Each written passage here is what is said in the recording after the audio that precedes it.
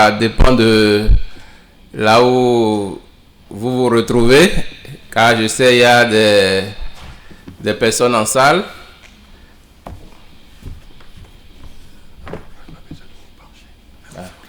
D'accord.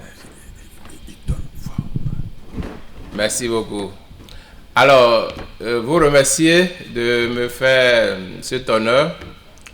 D'entrée, je tiens à rendre grâce à Dieu qui m'a permis d'effectuer ce voyage.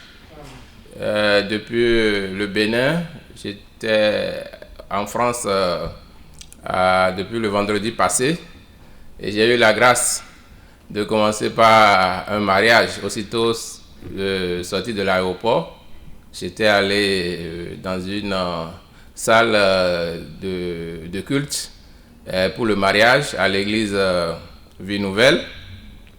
C'est une grâce énorme. J'ai beaucoup aimé et je sais que cette grâce va rejaillir sur la vie de tout un chacun de nous.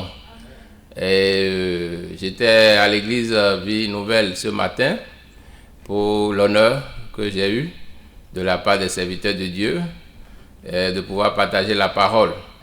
Cet après-midi, le grand honneur, c'est à l'église Bon Samaritain. À tout Seigneur, tout honneur.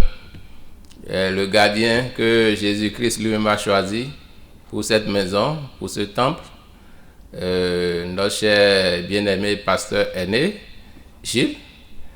Vous aviez tous nos remerciements. Merci pour la confiance. Merci pour la main d'association. Et merci pour cet amour. Je salue tous ceux qui contribuent et d'une manière ou d'une autre à l'avancement de l'œuvre de ce temple dans cette église. Que Dieu vous soit reconnaissant. Je me présente. Je n'ai pas souvent l'habitude de me présenter, car pour moi le plus important c'est que nous sachions Jésus et que nous nous ressourçons dans sa parole. Mais un devoir d'identification. Je suis pasteur Rumponou Djesoutin Herman et comme le modérateur ou le bien-aimé qui m'a introduit a su bien dit, Djesoutin, pour qui me connaît, surtout ces derniers moments, c'est le prénom le plus important de tout. Vous pouvez tout oublier de moi. N'oubliez pas que je m'appelle Djesoutin. Djesoutin qui veut dire simplement Jésus existe. Donc c'est tellement évocateur pour moi, car si Jésus n'avait pas existé, je ne sais pas qui je serais et je ne sais pas si toi tu seras quelqu'un. Donc Jésus existe et je veux que tu crois que vraiment Jésus existe. Amen. Et que le Seigneur soit davantage remarqué, présent dans ta vie, dans notre vie au nom de Jésus. Amen. Alors, je viens du Bénin, de l'église évangélique JJC, et l'église que le frère Florentin a quitté pour venir en France. Donc voilà, donc autrement dit, vous comprenez que je suis pasteur de l'église que Florentin avait fait au Bénin. Donc je veux remercier le Seigneur pour la vie du frère et vous remercier pour l'accueil que vous lui avez réservé. Et que le Seigneur nous unisse davantage. Amen. Et que le Seigneur fasse tout en nous et par nous pour la gloire de son nom. Alors pour l'église Bon Samaritain, cet après-midi, lorsqu'on évoluait dans les louanges, dans la prière, le Seigneur m'a mis à cœur une parole et m'a confié une parole d'assurance et m'a renvoyé vers ce qu'il avait dit à Agé en ce temps, lorsque Israël pensait que tout était déjà au chaos. Et l'Éternel m'a renvoyé vers Agé chapitre 2 verset 9, et là où nous pouvons lire la parole de Dieu, où la parole de Dieu nous dit à travers le prophète Agé, bien-aimé du Seigneur, car l'église Bon Samaritain en mérite. Alors la gloire de cette dernière maison sera plus grande que celle de la première, dit l'Éternel des armées. Et c'est dans ce lieu que je donnerai la paix, dit l'Éternel des armées. Amen. Alors, bon Samaritain, Dieu te dit, si tu avais connu une gloire avant, le Seigneur me confie de te dire que la gloire qui t'attend maintenant dépasse que celle que tu avais connue au départ. Amen. Si tu y crois, tu vas témoigner au nom de Jésus. Et c'est dans cette maison que la paix régnera. Alors quiconque cherchera la paix à Paris, dès qu'il sera bon Samaritain, il va vraiment confesser, il va témoigner de la paix du Seigneur au nom de Jésus. Alléluia. Alors je voulais vous encourager dans le Seigneur pour ce que le Dieu vivant m'a dit, qu'il y a encore de l'espoir pour toi. Il y a encore de l'espoir pour l'église bon Samaritain. Alléluia. Car la gloire qui vous attend, la gloire qui nous attend, cette gloire, elle est plus grande que ce que bon Samaritain avait vécu. Alors, sur cette parole, je voulais que nous inclinons en la présence du Seigneur, dire un mot avant le message. Alors, Seigneur, tu m'as fait grâce de me retrouver au milieu de ton peuple. Seigneur, dans cette assemblée, Église Bon Samaritain, Seigneur, tu as mis dans leur cœur l'amour du ministère et ils ont accepté afin que nous puissions partager la parole que tu as déposée dans ma vie, sur ma langue. Seigneur, je prie afin que cette présence et ce moment soient bénéfiques et soient salutaires pour quelqu'un au nom de Jésus. Seigneur, toi-même prends le contrôle car c'est toi-même la parole.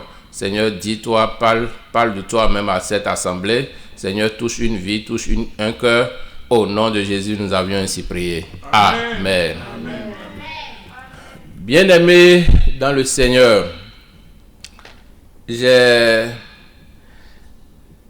été devant la présence du Seigneur. Je lui ai demandé qu'est-ce qu'il veut que nous puissions partager ensemble. Alors le Seigneur m'a mis à cœur un message, un thème. Et ce thème est intitulé « La foi agissante ». La foi agissante, c'est un sujet d'intérêt pour les chrétiens dans la mesure où la foi, c'est cet instrument que Dieu a mis dans la vie de ses enfants, dans les mains de ses enfants, pour opérer avec eux. Alors, mais il arrive et que on s'étonne de ce que moi j'ai la foi et je demande, ça ne vient pas.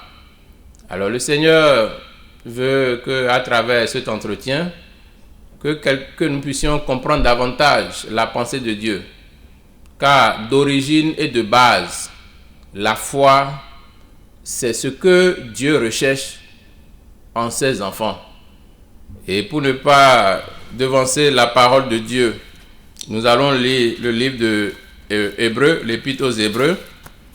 Épître aux Hébreux, chapitre 11, verset 6. Pour une fois encore nous convaincre de ce que l'instrument que constitue la foi, il est précieux aux yeux de Dieu. Or, sans la foi, il est impossible de lui être agréable. Car il faut que celui qui s'approche de Dieu croit que Dieu existe et qu'il est le rémunérateur de ceux qui le cherchent. Alors, si nous n'avions pas la foi, il est clairement dit que nous ne pouvons pas être agréables à Dieu. Si tu ne crois pas que Dieu existe, si tu ne crois pas que Jésus-Christ peut le faire pour toi, Dieu dit qu'il ne sera pas, tu n'auras pas sa faveur. Donc, la posture de celui qui veut recevoir de Dieu, c'est cette posture-là de croire en la capacité de Dieu, de croire en ce que Jésus peut me donner ce que je cherche de lui. Mais il y a des paradoxes.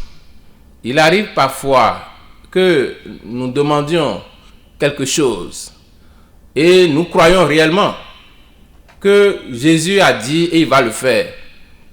Mais à l'arrivée, nous n'avions pas cette chose. Et ça ne vient pas comme tu as pensé dans ta tête. Oh, ce que tu demandes, ce n'est pas que c'est hors de la volonté de Dieu, parce que tout est basé sur la volonté de Dieu.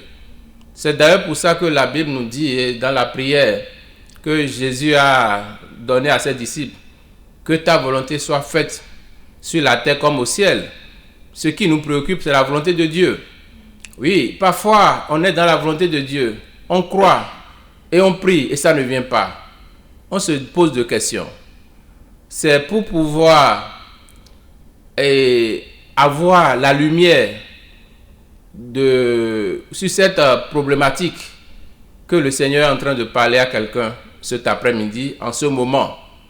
Alors, il y a alors une précision à donner sur la foi, sur cette foi-là. La foi qui plaît à Dieu, la foi qu'il faut pour être agréable à Dieu. Est-ce que cette foi-là a encore une autre nuance qu'il faut ressortir? Est-ce que parce que je crois seulement, ça suffit pour qu'on dise que cette foi-là peut payer dans le marché de Dieu, peut payer auprès de Dieu? Quelle est la nuance que Dieu veut nous faire ressortir? Alors, il y a certaines fois, on croit en Jésus, mais à l'arrivée, ça ne nous permet pas d'avancer. Quelle foi alors nous permet d'avancer? Alors, l'apôtre Jacques s'est intéressé à la question. L'apôtre Jacques a eu de révélations sur la question. Donc, en cela, nous allons lire ce que Jacques a reçu de la part de Dieu. En lisant, c'est d'ailleurs ça le texte de base du thème sur lequel Dieu veut que nous travaillions, que nous nous entretenons. Lisons Jacques, chapitre 2, verset 22. Tu vois que la foi agissait avec ses œuvres, et que par les œuvres, la foi fut rendue parfaite. Il y a un verbe et une expression que nous devons souligner de là. On dit la foi agissait. Donc, il y a une foi qui agit. Et après, on parle de quoi? On dit la foi fut rendue parfaite. C'est-à-dire qu'il y a une foi imparfaite. Si on parle ici de la foi est rendue parfaite, c'est-à-dire que certainement et assurément, il y a une foi imparfaite. Donc, la foi est là pour être agréable à Dieu. Mais est-ce que c'est la foi juste qui est agréable à Dieu? Est-ce que, quand on dit il y a diplôme là, il y a diplôme vrai et il y a diplôme falsifié? Ça peut arriver. Tous ces papiers, tous ces diplômes. Or, à l'arrivée, quand on veut te recruter, tout le monde dépose, tu aussi tu déposes, on dit oui, il a déposé son diplôme de master. Ah oui, c'est bon. L'autre aussi, master, c'est bon. Mais après, il y a des contrôles qui se font. Après, on voit qu'il y a ce papier-là, ça ressemble au master, mais ce n'est pas le master. Il y a ce papier-là, c'est le master. Alors, nous devions connaître la pensée de Dieu. Sinon, nous allons penser que nous croyons, nous prions, mais ça ne vient pas. Là, Jacques nous dit clairement, il y a la foi qui agit avec ses œuvres. Donc, d'où la foi agissante. Donc, la foi réellement qui achète dans le marché de Dieu, la foi vraiment qui obtient de Dieu, c'est celle-là qui agit. Et c'est ça dont on parle de la foi agissante. C'est cette foi-là qui est rendue parfaite. Et nous devrions mieux comprendre, si nous connaissons déjà le bien fondé de la foi agissante, que la foi agissante, ce n'est pas une imagination humaine. Ce n'est pas quelque chose comme l'homme de Dieu qui nous a précédés, l'Eucharistie. Ça se dit. Mais ce n'est pas dans la Bible. Il a dit clairement. Mais en parlant de la foi agissante, nous avions touché du bout des doigts que c'est dans la Bible. La Bible nous a parlé de la foi, elle nous a parlé après de la foi qui agit. Et c'est cette foi-là qui est déclarée foi parfaite. Alors, qu'est-ce que la foi agissante alors? Parce qu'on dit la foi qui agit avec les œuvres. Quelle est donc la signification? Comment cette foi-là se présente? Comment cette foi-là se manifeste? Comment cette foi-là qui agit là, comment elle agit? c'est une tautologie qui était utile. Alors, nous allons d'abord nous plonger dans la définition qui nous a été donnée de la foi. Et dans cette définition, nous allons comprendre qu'il y a un début de foi et il y a la foi rendue parfaite. Nous commençons une œuvre que nous n'achevons pas. Nous commençons la foi. Mais nous n'arrivons pas, tout le monde n'arrive pas à achever dans tous les cas. Alors lisons Hébreux, nous allons revenir dans Hébreux chapitre 11. En lisant cette fois-ci le premier verset.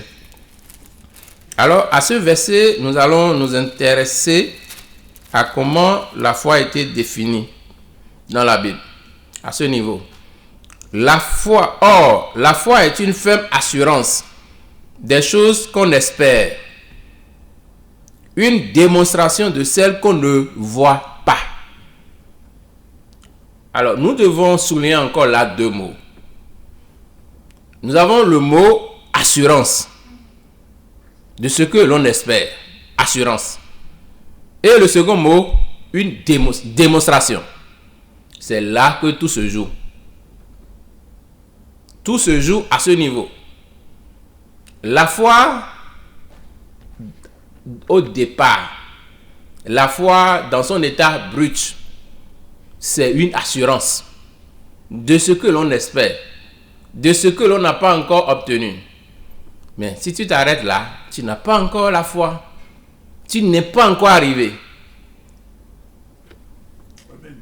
À la seconde partie, une démonstration. Il faut démontrer. C'est là que la foi est rendue parfaite. C'est là que la foi devient agissante. La plupart du temps, nous y croyons fermement. Nous n'avions pas de doute sur Jésus, qu'il peut nous guérir de cette maladie, qu'il peut nous donner cet emploi, qu'il peut nous donner ce mariage, qu'il peut changer cette situation. Aucunement, nous n'avions de doute. Mais, ça ne démontre pas. Ça n'agit pas. C'est pour ça l'intérêt de la foi agissante. Pour illustrer ces notions qui souvent ne sont pas à la lumière de tous les croyants, parce que vous savez ce qui fait la différence entre ceux qui viennent à l'église, c'est la foi. C'est la foi qui fait la différence entre ceux qui viennent à l'église. Peu importe le bâtiment dans lequel tu fais le culte. Peu importe l'effectif qui est là où tu fais le culte. Peu importe. Peu importe le nom du pasteur. Peu importe sa personnalité. Aussi longtemps que c'est basé sur Jésus-Christ le ressuscité. Sur la vraie doctrine. Le reste, ça va se jouer sur la foi que chacun a. Celui qui vient à l'église, celui qui participe à l'œuvre de Dieu, est-ce qu'on va lui dénier qu'il n'a pas l'assurance en Jésus? On ne va pas trop lui dénier au premier degré. Mais est-ce que la foi qui achète dans le marché de Dieu, est-ce que cette foi-là est là? Est-ce que la démonstration est accompagnée de l'assurance? Est-ce que cette foi-là agit? L'apôtre Jacques pouvait dire la foi morte. Je prie le ciel qu'aujourd'hui l'œuvre de la résurrection de Jésus passe par la foi morte de quelqu'un au nom de Jésus.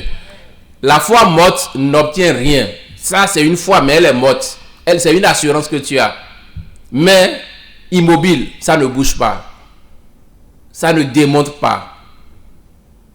Alors, nous allons voir quelques exemples d'illustrations dans la Bible.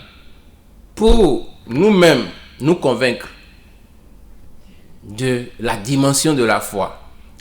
Pour passer à une autre dimension de la foi. Afin qu'une histoire change dans la vie de quelqu'un.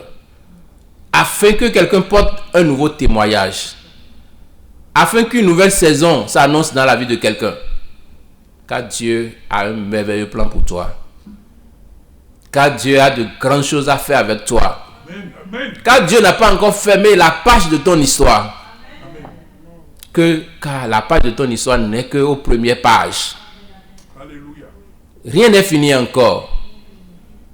Dieu veut te donner l'instrument, la clé qui va te permettre de déverrouiller cette porte-là. Et désormais, la nouvelle gloire va s'annoncer dans ta vie.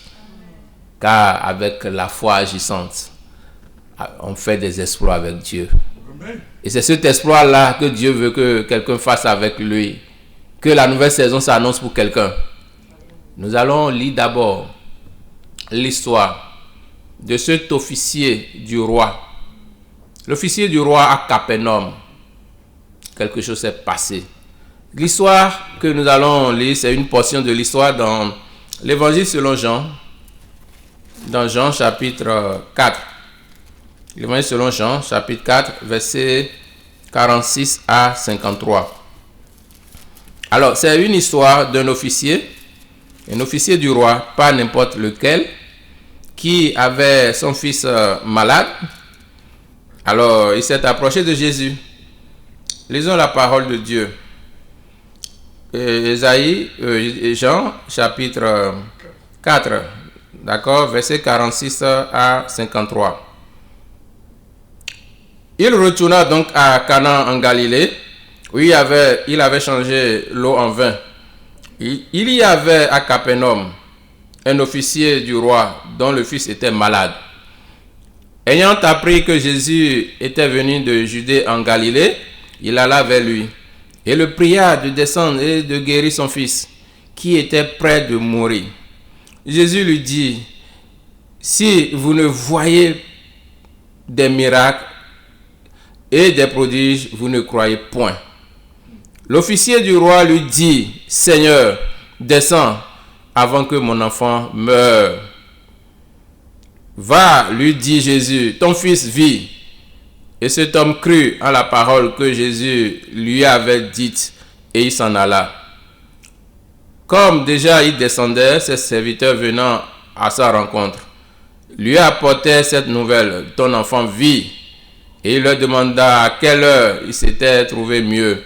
Et il lui dit, hier à la 7e heure, la fièvre l'a quitté. Le père reconnut que c'était à cette heure-là que Jésus lui avait dit, ton fils vit.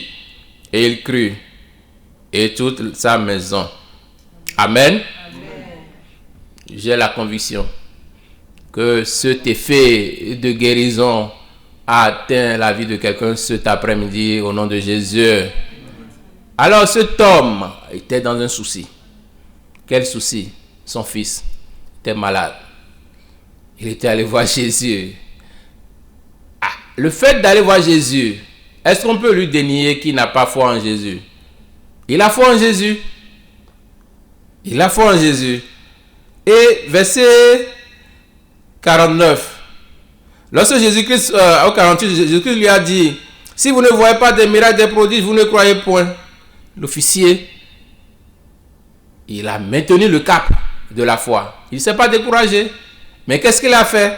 Il dit, Seigneur, descends avant que mon enfant ne meure. Pour cet officier, il faut que Jésus aille d'abord vers son enfant, prier pour que l'enfant guérisse, pour que l'enfant ait la guérison. C'est ce que nous soulignons. Vous avez bien suivi avec moi cette histoire. Nous allons lire une autre histoire de la même envergure. Et vous allez voir avec moi, je voudrais bien sûr qu'on fasse cet exercice-là. Vous allez me dire les points de similitude et les points de divergence. Parce que c'est des histoires, quelque part, vous allez voir tout à l'heure, vous me direz, si on n'est pas en train d'avoir deux photos faites par deux différentes personnes, vous me direz. Alors, la seconde histoire, ça concerne le serviteur du centenier.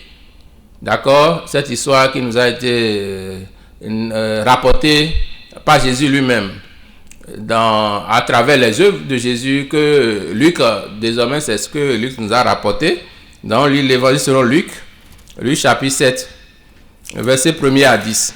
Si vous pouvez suivre avec moi et m'aider un peu à voir un peu les similitudes et un peu les points de comparaison. Alors, lisons la parole de Dieu. Luc chapitre 7, verset 1er à 10. Après avoir achevé tous ces discours devant le peuple qui l'écoutait, Jésus entra dans Capernaum. Un centenier avait un serviteur auquel il était très attaché et qui se trouvait malade, sur le point de mourir. Ayant entendu parler de Jésus, il lui envoya quelques anciens des Juifs pour le prier de venir guérir son serviteur. Ils arrivèrent auprès de Jésus et lui adressaient d'instances supplications, disant: « Il mérite que tu lui accordes cela, car il aime notre nation. Et c'est lui qui a bâti notre synagogue. » Jésus étant allé vers eux, n'étant guère éloigné de la maison, quand le centenier envoya des amis pour lui dire: « Seigneur, ne prends pas tant de peine, car je ne suis pas digne que tu entres sous mon toit. C'est aussi pour cela que je ne me suis pas cru digne d'aller en personne vers toi. Mais dis un mot, et mon serviteur sera guéri. Car moi, qui suis soumis à des supérieurs, j'ai des soldats sous mes ordres, et je dis à l'un va, et il va, à l'autre viens, et il vient, et à mon serviteur fais cela, et il le fait. » Lorsque Jésus a entendu ces paroles, il admira le centenier, et se tournant vers la foule qui le suivait, et il dit: « Je vous le dis, même en Israël, je n'ai pas trouvé une aussi grande foi. » De retour à la maison, les gens s'envoyèrent par le centenier, trouvant guéri le serviteur qui avait été malade. C'est ainsi que quelqu'un est guéri aujourd'hui au nom de Jésus. Bien-aimés, en suivant cette seconde histoire, nous pouvons établir les points de similitude, comme nous pouvons établir quelques points un peu d'écart, une certaine différence entre les approches. C'est toujours, quelle similitude nous pouvons déjà noter? Je sais que si nous étions à un cours, à une étude, je sais que beaucoup allaient réagir, parce que je vous sais très éveillé dans la parole, je vous sais très inspiré par le Saint-Esprit. Alors, le premier point de similitude, vous voyez, le premier, on nous a dit l'officier du roi. C'est un soldat en chef. Nous sommes tous d'accord. Pour le second test, on parle du centenier. C'est aussi un soldat en chef. Sommes-nous d'accord? Les soldats sont des gens de conviction. Quand le soldat, c'est la déformation professionnelle chez les soldats. Le soldat croit en la puissance de son chef. Le soldat sait qu'il y a la puissance parce qu'il manipule la puissance. Donc les deux sont soldats en chef. Secondo, les deux ont cru en la puissance de Jésus. Ça, nous sommes tous d'accord sur ces deux approches-là. Les deux avaient des parents malades. C'est une évidence. Qui étaient même sur le point de mourir. Alors, le point de chute, le point qui les différencie. Les points qui les différencient. Si nous faisons attention au premier. Le premier, lui, au prime abord, il a demandé à Jésus de venir à la maison pour prier pour son fils, pour le guérir. Et c'est ça qu'il a dit, il a déclaré à Jésus.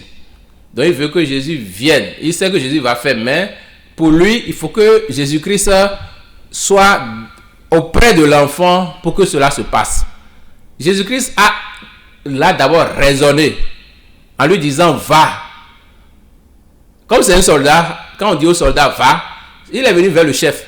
Le chef lui a dit va. C'est seulement en ce moment-là qu'il est parti. Il n'a pas obligé Jésus à descendre, à venir chez lui. Mais lui, dans la conviction, pour la conviction qu'il avait que Jésus peut guérir son fils, son enfant, pour lui, dans sa tête, dans sa conviction est que Jésus doit venir auprès de l'enfant avant que cela ne se passe. C'était clair chez lui. C'est la déformation professionnelle qui a fait comme le chef a dit va. Quand le chef dit va, on va. Et c'est pour ça qu'il est parti. Il avait l'assurance, mais il n'avait pas la démonstration. Le second, qu'est-ce qui s'est passé? Lorsque les serviteurs sont allés appeler Jésus et Jésus était en route, en même temps, il s'est précipité lui-même pour dire, oh Jésus, pardon, ne viens pas chez moi. Ce que je veux, ce que je sais de toi, même si tu dis ça de loin, ça va se passer. C'est la nuance. Il dit, Jésus, je ne veux pas, tu n'es pas... L'autre insiste que Jésus vienne d'abord. S'il faut que Jésus soit auprès de l'enfant avant que cela n'arrive. Mais le second, c'est que de loin, si Jésus a seulement accepté, si Jésus a seulement entendu, c'est que c'est déjà fait. Alors, qu'est-ce que nous trouvons de différent entre les deux? Il y a deux approches qui ne se ressemblent pas. L'autre, c'est que Jésus peut faire. Le premier, c'est que Jésus peut faire. Mais la manière par laquelle il sait Jésus peut faire, ou la preuve qu'il apporte que Jésus peut faire, il n'est pas allé au bout. Donc il faut que Jésus vienne d'abord vers l'enfant. Or pour l'autre, si Jésus entend, s'il dit seulement il entend, c'est qu'il va forcément dire un mot. Et s'il dit le mot, ça suffit. Alors, qu'est-ce que cette parole-là veut nous apporter par rapport à la démonstration à la foi agissante? Quand nous croyons en Jésus, pour certains qui croient en Jésus, ils ont l'assurance que Jésus peut leur faire ça. Mais ils attendent que Jésus apporte la preuve qu'il peut faire ça d'abord. Au lieu qu'eux, ils apportent la preuve que Jésus a déjà fait ça. Amen. Ouais, le premier veut que Jésus apporte la preuve qu'il va faire. C'est pour ça qu'il dit que viens d'abord chez moi pour que tu saches que vraiment tu veux prier pour l'enfant.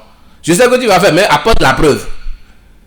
Mais l'autre dit, non, c'est moi qui apporte la preuve que tu as déjà fait. Vous voyez, ça me rappelle l'histoire d'un couple. Et c'est une histoire vérifiée, vraie, c'est un fait réel. Marié, ça fait quelque temps, au moins 2 ans, et la conception ne venait pas, l'enfant ne venait pas. Les deux, la femme d'abord est allée à l'hôpital pour se faire consulter. Ce sont des Africains. En Afrique, vous savez, c'est notre manière de réfléchir. Quand l'enfant ne vient pas vite, on dit que c'est la femme. Ça, je ne sais pas en Europe trop comment ça se passe, mais c'est comme ça chez nous en Afrique. Et donc, on dit, femme, va d'abord te faire consulter. La femme est allée, on a découvert que la femme avait un problème de stérilité, donc un problème de conception. Donc, il fallait qu'elle suive, les deux vont à l'église, les deux se sont mariés à l'église. Donc, il fallait qu'elle suive un traitement. On en était là pour s'assurer de ce que le traitement va donner l'efficacité escomptée. On dit, bon, à l'homme aussi d'aller se faire consulter. Et l'homme aussi va à l'hôpital, on trouve que lui aussi, il est stérile. Pour ce couple-là, ça fait la double stérilité. Les deux sont croyants, les deux viennent à l'église, les deux confessent Jésus. Vous savez, les deux ont pris, malgré ce que le médecin a dit, que c'est fini, tel que les problèmes se trouvent. Voilà, toi femme, tu as tel problème de conception, toi homme, tu as tel problème de fertilité. Vous deux ensemble, ça ne peut jamais venir. Vous savez, les deux, ils ont gardé cette assurance en Jésus, que Jésus peut faire. C'est pour ça qu'ils continuaient de prier. Quand ils ne savent pas que Jésus peut faire, quand on ne prie pas, ça dit qu'on sait que Jésus ne peut pas faire. En temps normal, quand on prie, pour quelqu'un qui est raisonnable, c'est parce que tu sais que tu peux obtenir. On ne va pas demander quelque chose à quelqu'un qui ne peut pas te donner ça. Pour quelqu'un qui est normal. Prier, c'est parler avec Dieu. Prier, c'est demander à Dieu. Malgré que les médecins ont donné leur verdict, eux continuaient de supplier Dieu, de faire les jeûnes et prières, comme beaucoup le font. Ça, c'est la foi. Cette foi si elle s'arrête là et après on commence par se plaindre. Ah, vraiment, l'enfant là, vraiment, ça tarde à venir. Hein? Ah, vraiment, nous là, on ne peut pas avoir un enfant. Hein? Et encore on va prier, on demande à Dieu. C'est que tu as l'assurance, mais tu ne démontes pas. Mais eux, ils sont allés au-delà. Vous savez c'est l'homme qui a commencé. L'homme, vous savez ce qu'il fait? Par moment, il se retranche dans la chambre et il a des ballons, machin, il joue. Il joue. Quand sa femme est au salon ou sa femme est dans la cour, il ne voit pas son mari à côté, mais le mari ne lui a pas dit que je vais faire quelque chose à l'intérieur. Mais la femme va vers le mari dans la chambre et ouvre la porte et voit le monsieur en train de jouer au ballon, le monsieur en train de jouer au jeu. On dit, mais toi tu fais comme ça, toi seul tu joues. Il dit, non, tu me vois moi seul jouer, je joue avec mon enfant. Il dit, je joue avec mon enfant. Et pour la femme, c'était une folie, c'était quelque chose de bizarre au départ. Vous savez, cette foi-là a contaminé la femme. La femme même a été gagnée par l'esprit. Vous savez ce qu'elle fait maintenant? Elle s'est pris le temps. Elle va parfois au marché et elle achète des choses pour bébé. Elle achète une partie pour garçon, une partie pour fille. Elle achète pas un moment, elle va au marché, elle achète. On en était là. Le miracle s'est produit. Ils ont démontré leur foi. J'ai demandé à l'enfant à Jésus. J'ai l'assurance qu'il va donner. Je démontre. Mais aujourd'hui, la foi agissante, elle est accompagnée de la démonstration. C'est ça qui fait défaut. Sinon, en soi, Jésus dont on nous parle, dont on te parle, ce Jésus, rien ne lui est impossible. Et tu as raison de croire qu'il peut faire pour toi. Mais tu dois démontrer cela. Tu dois démontrer cela. Oui, que Jésus peut le faire. Tu dois démontrer. Tu cherches d'emploi. Tu cherches du travail. Tu pries. Tu as l'assurance que Jésus me donnera mon travail, mon emploi.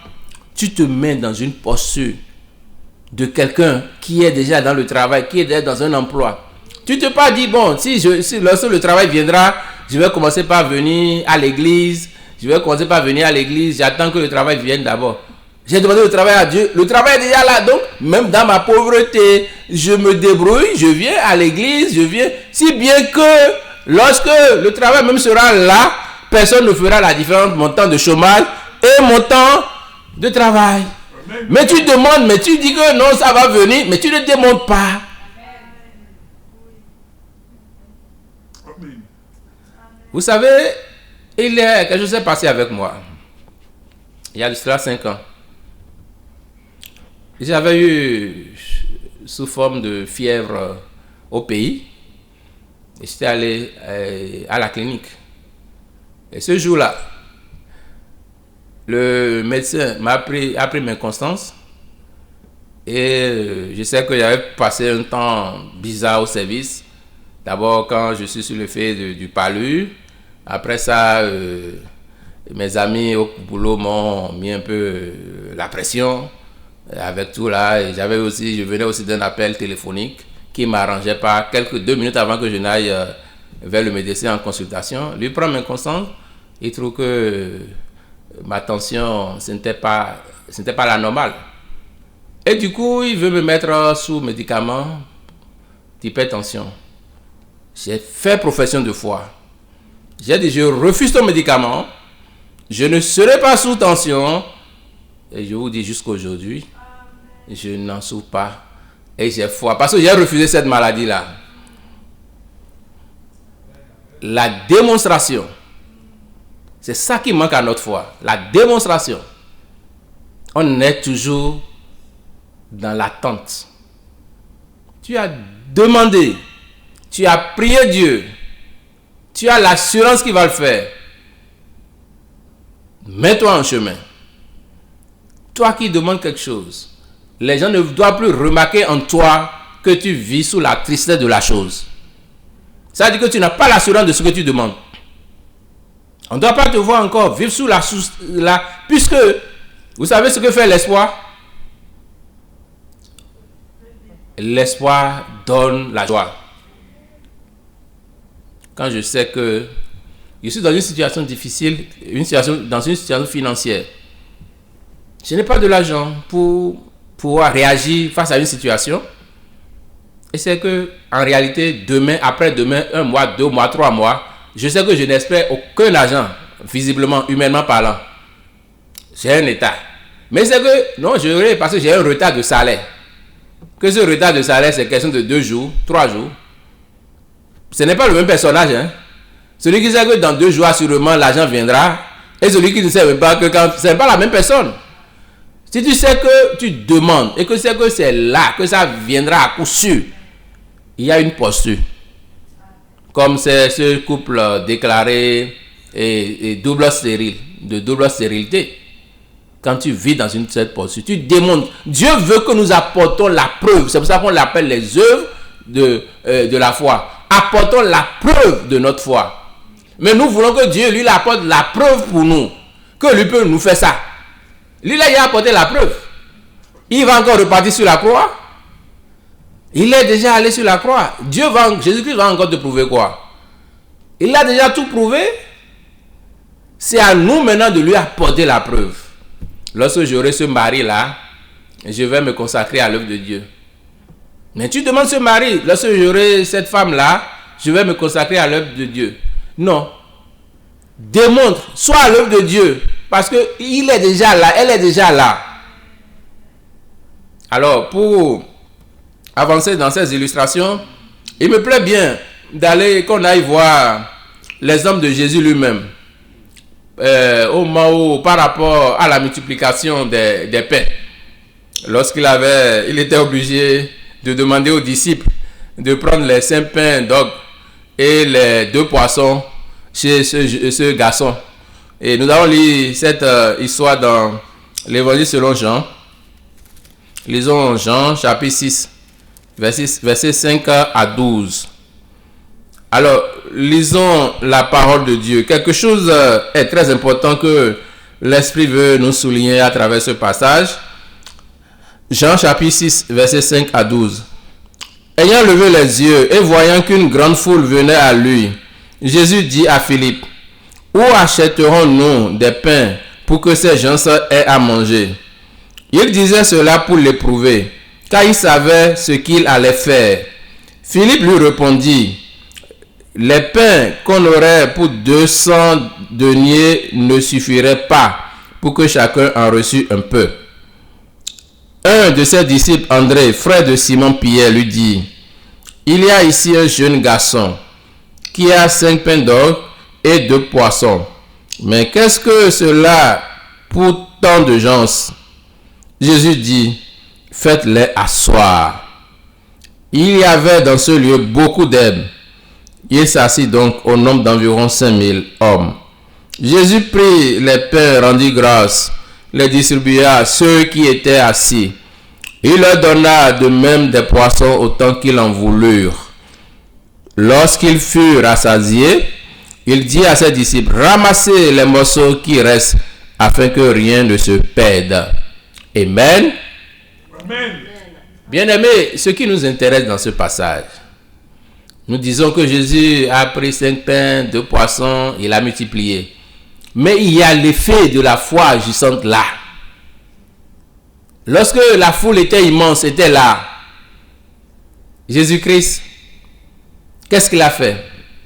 Il n'a pas encore vu les pains multipliés, les poissons multipliés avant de faire asseoir les gens. Amen. Il n'a pas encore vu ça. C'est avec les 5 pains, c'est avec les 2 poissons qu'il a fait asseoir 5000 personnes. Je ne sais pas si nous voyons un peu ce qui se passe ici. Au verset 10, Jésus, on dit, il y a un jeune garçon qui a ça avec lui. D'accord? C'est André qui disait cela, frère de Simon-Pierre. Lorsque Jésus-Christ a en même temps entendu cela, sur la base de 5 pains et de 2 poissons, lorsqu'il a entendu seulement cela, il dit quoi? De les faire asseoir. 5000 personnes. Ce n'est qu'après que les gens soient assis qu'il a rendu grâce. Je ne sais pas si nous voyons venir ce qui se passe là. C'est là, c'est la foi agissante. Si c'était moi, tu sais ce que j'allais faire?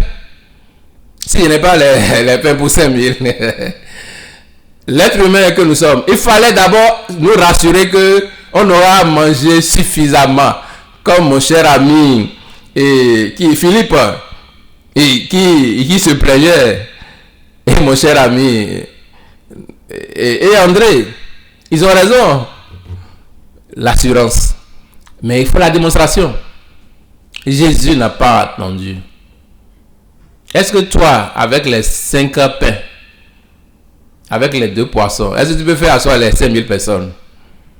Est-ce que tu peux le faire? C'est là ça la foi agissante. Est-ce qu'une fois que les 5000 personnes assises autour avec les 5 pains et les 2 poissons, est-ce qu'elles ont été nourries suffisamment? Oui. La démonstration. Parce que Dieu, Jésus-Christ savait, il croit en son Père. Il a l'assurance que son Père va donner à manger aux gens. Et il ne s'est pas arrêté à l'assurance. Il est maintenant allé à la démonstration. Mon Père ne peut jamais voir les gens assis et les laisser affamés. Si moi je fais asseoir ces gens-là, il va les nourrir. Bien-aimé, la foi agissante. C'est ça qu'il nous faut. Nous détruisons notre assurance. Comme Pierre, dans le temps. Il a bien commencé l'assurance en marchant sur l'eau. Mais après, il a détruit. Il n'a pas fini de démontrer.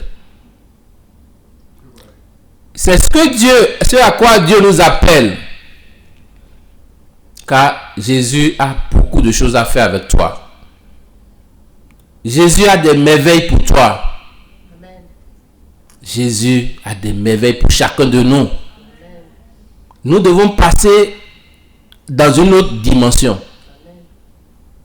De l'assurance, allons à la démonstration. Tout le monde n'a pas l'assurance en Jésus.